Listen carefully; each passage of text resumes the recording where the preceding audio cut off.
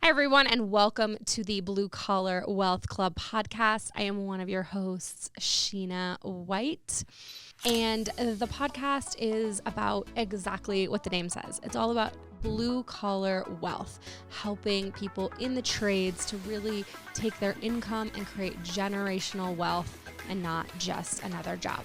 I have been in the trades for over a decade, and I remember the day I felt like my life was exploding.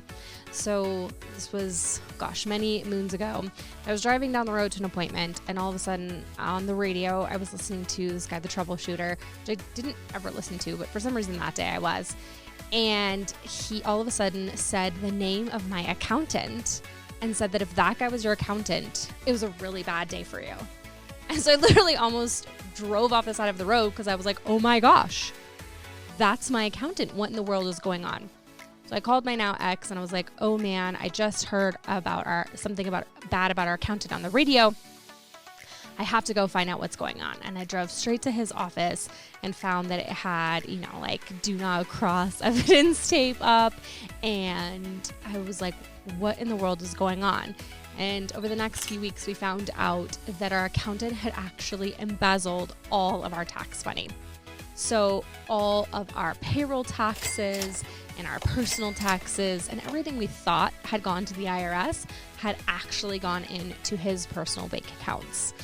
And the IRS is really cool. When the money gets stolen from you that you thought you were paying them, you still owe them.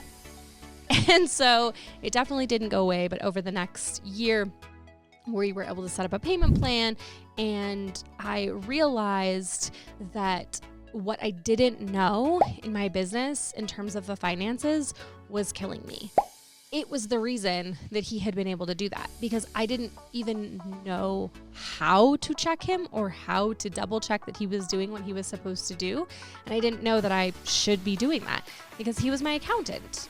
Why wouldn't you trust your accountant? But now I realize trust but verify, right? We have to always make sure that someone's doing what they're supposed to do. And so another thing I did over that next year is I basically gave myself an MBA in finance.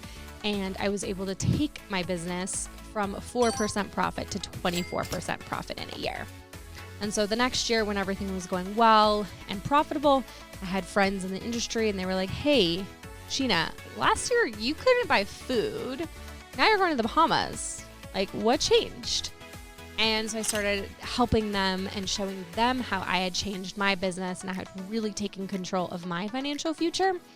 And just helped friends for many years.